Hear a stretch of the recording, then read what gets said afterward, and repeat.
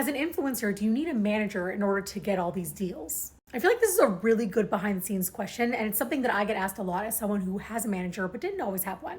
I'm also going to share with you how to get a manager, by the way. I think that's really important to talk about. So the first thing I want to say is you do not need a manager in order to get jobs. You need to have your email in your profile though, because if you're going to work with any companies and they're reaching out to you, they need to know how to reach out to you. A lot of times they'll see a video you made where you tagged them, because please, when you're making your videos, tag the companies you want to work with.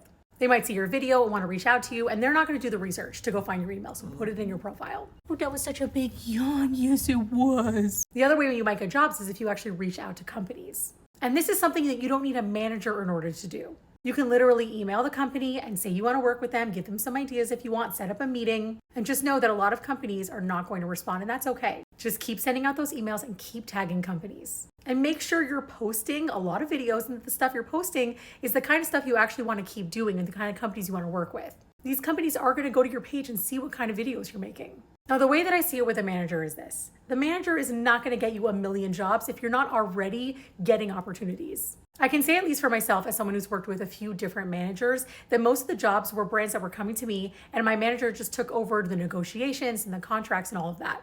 They pitch me for a lot of jobs, but they're also pitching me against thousands and thousands of other creators. So the reality, at least for me, is that most of the jobs that I've done in my career as an influencer have been from brands that have come to me. So before I got a manager, I was the one negotiating, and then when I got a manager, they do it all. The standard, by the way, is for managers to take 20%.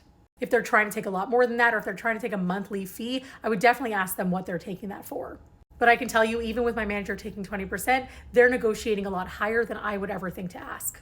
I know some influencers that have massive, massive followings that don't like having a manager because they like to just negotiate everything for themselves. Personally, I found that I was just letting a lot of brands slip through the cracks. I wasn't answering emails timely, so I really wanted a manager to help with that. And the email that I keep in my bio is the one that goes to my management team. I know it can be really hard at the beginning when you're working on becoming an influencer, when you're first posting videos. Just keep emailing these companies.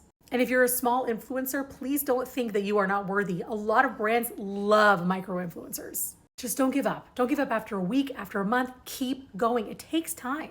The influencers you see that are successful, they didn't do this overnight, and they didn't do it in a month either. Oh, I almost forgot about how to get a manager. All of these websites you can go to, like literally my first time I typed in TikTok manager into Google, and all of these websites for management companies, you can apply for their agency.